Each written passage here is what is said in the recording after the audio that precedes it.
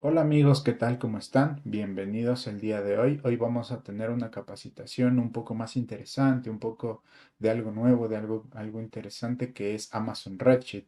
Amazon Redshift es un servicio que está alojado netamente en la nube que se utiliza para la analítica.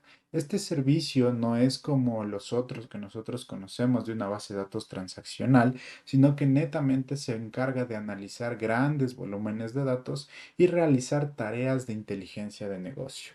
¿Cuál es la diferencia con nuestros otros sistemas en los cuales nosotros conocemos que son los OLTP o los sistemas de transacción en línea? Los cuales se utilizan para el movimiento diario de nuestro negocio, es decir, responden preguntas inmediatas, registros inmediatos. Por ejemplo, se ingresan las ventas, digamos, las ventas que realiza una organización paso a paso, cada momento siempre se está actualizando. Esa es la principal ventaja de un sistema OLTP o de un servicio OLTP. En el caso de Amazon Amazon Redshift, perdón, que viene siendo orientado a la analítica. Estamos hablando de un sistema OLAP, que es un sistema de procesamiento analítico en línea, el cual básicamente lo que busca es responder a preguntas de negocio, es decir, qué vendí, cuánto vendí, cómo vendí, en dónde vendí. Entonces el enfoque cambia, ya no es para responder preguntas inmediatas, sino preguntas que me permitan a mí analizar mi negocio. ¿Ok? Con eso en mente podemos continuar hacia las características, las cuales son muy interesantes. Son escalabilidad, integración y rentabilidad. La escalabilidad se refiere a que yo como organización puedo poco a poco ir creciendo y poco a poco como voy creciendo también se incrementan mis fuentes de datos, se incrementa la información, los datos crudos que yo tengo internamente. Entonces todo eso me permite tener un servicio escalable, es decir, que poco a poco mi consumo de información, mi consumo de recursos va a ir creciendo. A eso nos referimos con escalabilidad. En la integración se refiere al tema de absorción de distintas fuentes dentro de un mismo sistema. Ya lo vamos más o menos a profundizar en el tema de la arquitectura, pero básicamente es tomar todas nuestras fuentes de datos y almacenarlas en un solo lugar. Y por último, la rentabilidad. La rentabilidad viene siendo directamente proporcional a la escalabilidad, ya que nosotros cuando hablamos de rentabilidad estamos hablando de dinero y muchos de nosotros sabemos que lo más importante quizás es tener en cuenta este factor para poder adquirir uno de estos servicios. Entonces, aquí nosotros pagamos netamente por lo que consumimos, es decir, pagamos o se nos emite una factura, digámoslo así, por netamente el monto de lo que nosotros estamos consumiendo, ya que hay oportunidades en las que el servicio va a estar levantado siempre o se trabaja por horas, entonces hay que tomar en cuenta eso. ¿Ok? Lo siguiente que vamos a ver es la arquitectura y aquí sí ya entramos en materia. Para ello, primero quiero empezar definiendo lo que son los clusters, lo que son los nodos líder y los nodos de cómputo. ¿Ok? Lo primero que tenemos que saber es qué es un clúster. Un clúster es un grupo o un conjunto o de nodos en el cual siempre vamos a tener un nodo líder y en su interior tenemos los nodos de cómputo, los cuales trabajan en el almacenamiento y trabajan en conjunto para responder las consultas, perdón, que vienen de los usuarios. ¿Ok? Ahora sí, definamos qué es un nodo líder. Nosotros podemos entenderlo como su palabra lo dice, líder. Viene a ser el encargado de gestionar las conexiones con el cliente, es decir, con nuestras consultas que vienen por parte de los usuarios y coordinar toda la ejecución de esas consultas repartidas uniformemente dentro de nuestros nodos de cómputo. ¿Ok? Y finalmente tenemos los nodos de cómputo. Los nodos de cómputo, como su palabra también lo dice, cómputo, se encargan de la ejecución. Después de haber sido asignadas la distribución de los datos y la distribución de lo que tiene que hacer gracias a la consulta que viene de nuestro cliente, entonces los nodos de cómputo se encargan de eso. Se encargan de ejecutar esas consultas repartidas uniformemente. Ya vamos a ver el concepto de MPP más adelante para poder responder esa pregunta de una forma más rápida, de una forma más analítica y sin tener que estar demorándonos por el tiempo de ejecución. ¿Ok? Lo siguiente que es lo que les comentaba que vamos a analizar, es el procesamiento masivamente en paralelo y cómo se diferencia del otro tipo, que es el multiprocesamiento simétrico. ¿Ok? El procesamiento masivo en paralelo es lo que destaca Redshift, ya que son varios nodos, como nosotros vimos en el gráfico anterior. Tenemos aquí cuatro nodos, uno que vendría siendo el líder, dos, 3 y 4, que los otros tres son los nodos de cómputo. Entonces, aquí lo que hace este MPP es distribuir mi carga de información, distribuir todos mis datos y procesarlos en distintos computadoras, digámoslo así, en distintas computadoras más pequeñas para poder ejecutar de una forma más sencilla nuestra carga de información. Veámoslo de la siguiente forma, quizás con un ejemplo me entiendan mejor. Pensemos que nosotros tenemos todo esto, CPU, memoria y disco, y parte de los datos, o en este caso todo el conjunto de datos, dentro de una misma laptop, por ejemplo, ¿ya? Y eso se complementa con lo que dice el título del lado derecho, que vendría siendo que en una sola máquina se ejecuta todo el procesamiento y del tratamiento de los datos, las consultas, etcétera. Entonces, la diferencia radica básicamente en que yo en el lado izquierdo yo tengo n cantidad de computadoras ejecutándose al mismo tiempo con parte de todos esos datos, mientras que en el lado derecho yo solo tengo una sola máquina que tiene los mismos recursos y en el cual se van a ejecutar las tareas una por una. Mientras termina una, empieza la siguiente. Mientras acá una parte digamos que un nodo, una de esas computadoras ya terminó su ejecución, entonces puede reservar o puede utilizar el tiempo que le queda para apoyar a resolver otras actividades o incluso para responder nuevas consultas que se le hayan asignado. Entonces, ese es básicamente el mejor o la propuesta que tiene Redshift para poder resolver este tipo de ejecuciones y evitar cuellos de botellas en su interacción. Lo otro por lo que se destaca Redshift y la propuesta por lo cual se considera un servicio analítico es el almacenamiento columnar. Nosotros sabemos lo que es el almacenamiento o las bases de datos por filas, en el cual, como ustedes ven aquí en la imagen, tenemos, por ejemplo, registrado a nivel de registro, perdón, sí, registrado en forma de filas, tenemos un ID, tenemos un nombre, una ciudad, una edad y un salario, por ejemplo. Entonces se repite y se va almacenando hacia abajo. Pero ¿cuál es la diferencia con el almacenamiento columnar? Aquí nosotros tenemos el ID, el nombre, la ciudad, la edad y el salario, pero básicamente agrupados hacia abajo, ya no hacia la derecha donde se hace una consulta directamente y la consulta, o en este caso la computadora, analiza todo esto para poder traer la información, sino que netamente dice, yo necesito, por ejemplo, necesito el ID, necesito el nombre, la ciudad, la edad, pero no necesito el salario. Entonces, quito de mi consulta el salario.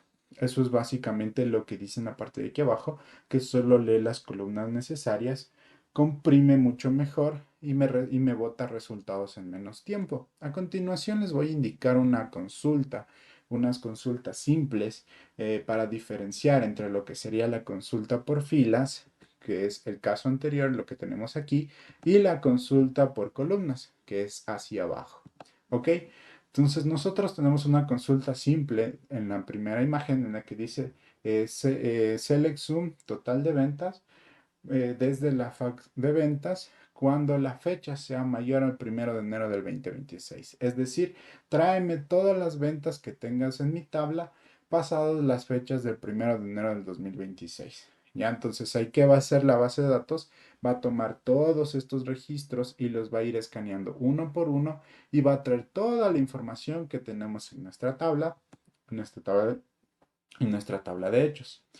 Lo que diferencia con la otra sintaxis es que aquí nosotros vamos a responder una pregunta. Le vamos a decir que me seleccione la región y el total de ventas desde nuestra tabla de hechos o desde nuestra FAQ, siempre, perdón, haciendo un join con la dimensión del cliente, en donde nuestra dimensión del cliente, el ID del cliente de nuestra FAQ sea igual al ID del cliente de la dimensión, y finalmente eso está agrupado por la región, ¿Qué queremos? ¿Qué respondemos aquí? Estamos respondiendo a la cantidad o al total de ventas por región, teniendo en cuenta a los clientes que estamos evidenciando en este momento. Entonces aquí yo respondo cómo están mis ventas por cliente y por región, que vendría a ser diferente de cómo están mis ventas a partir de esta fecha. ¿Cuál es la diferencia en esto? Es que yo aquí solo estoy utilizando región. Entonces, como vimos en la parte de acá, bueno, aquí no tengo el campo región, pero por ejemplo, sí, pero sí tengo el ID. Entonces, aquí yo estoy tomando netamente solo este ID para hacer el análisis. Digamos que el salario ya no sería salario, sino las ventas. Y esa información es la que yo voy a estar llamando.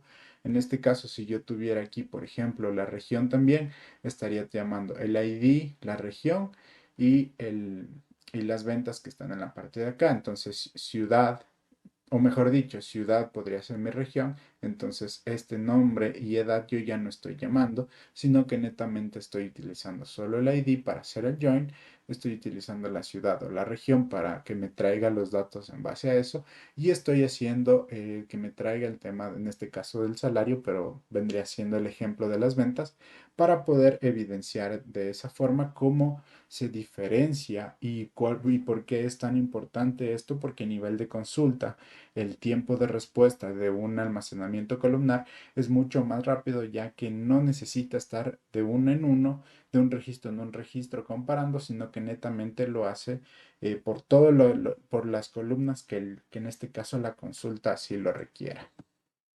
¿Ok? Y básicamente esa es la arquitectura, pero aquí tenemos un resumen de cómo funciona nuestro servicio de Amazon Redshift. ¿Ok? Lo primero es que vienen las consultas de los clientes. Las consultas a las fuentes de datos que vienen utilizando el lenguaje SQL, como ya lo vimos, pasan e ingresan a través de una conexión, ya sea por JDBC u ODBC, vienen, se asignan a nuestro nodo líder, digámoslo así. Este nodo líder los distribuye las consultas y los datos con el procesamiento MPP en los distintos nodos que tenemos, asignándole o utilizando, mejor dicho, el almacenamiento columnar. Y de esta forma aquí tenemos ya nuestro clúster elaborado, donde tenemos nuestros nodos, nuestro almacenamiento columnar y una vez que los nodos terminan su ejecución, regresa la información al nodo líder. El nodo líder la absorbe, la une, digámoslo así, y la envía como respuesta a la consulta que los usuarios tuvieron. Y esto se presenta en las fuentes de información de consultas de Business Intelligence, donde el usuario ya puede revisar y responder justamente a esas preguntas que se están haciendo. Ok, lo siguiente que vamos a ver son los casos de uso y el licenciamiento. ¿Cuáles son los casos de uso más comunes en los que tenemos, en este caso para Amazon Redshift? Vendrían haciendo la inteligencia empresarial, perdón, es cuando las empresas disponen de una gran cantidad de datos y utilizan este servicio para procesar consultas complejas, generar informes y obtener información valiosa que responda a sus necesidades. El almacenamiento de datos. ¿Por qué? Porque principalmente Redshift proporciona o nos otorga a nosotros un almacén de datos centralizado para almacenar y analizar toda nuestra información proveniente de distintas fuentes, ya sean fuentes como bases de datos transaccionales que les había comentado anteriormente, archivos planos, datos estructurados, no estructurados, temas de IoT, entre otros. Y por último, el análisis de Big Data. Dado que estamos en una época bastante competitiva en este sentido, nos permite tener una capacidad a escala de petabytes este servicio. Entonces, es lo suficientemente grande como para que una empresa que analiza grandes cantidades de datos pueda permitir observar tendencias, patrones dentro de la información que está manejando. Lo siguiente que vamos a analizar y lo último es el tema del licenciamiento. Para ello, yo quiero definirles antes de continuar lo que es los clústeres aprovisionados y lo que es Redshift Serverless. ¿Ok? Los clústeres aprovisionados son el método común que nosotros conocemos en el cual nosotros contratamos, perdón, un número de servidores que nosotros necesitamos y pagamos en este caso por hora en exclusivo uso de esos clústeres, de esos servidores o de los nodos que se encuentran en ejecución. Esto significa que yo puedo incluso utilizar este servicio para cargas de trabajo estable y que se ejecuten constantemente. Es decir, que siempre se necesite que se esté ejecutando una parte de ellos. La administración, aquí viene uno de sus puntos fuertes. Nosotros como organización, perdón, definimos cuántos servidores queremos utilizar, cómo los queremos administrar y AWS se encarga de hacerlo de acuerdo a nuestras necesidades.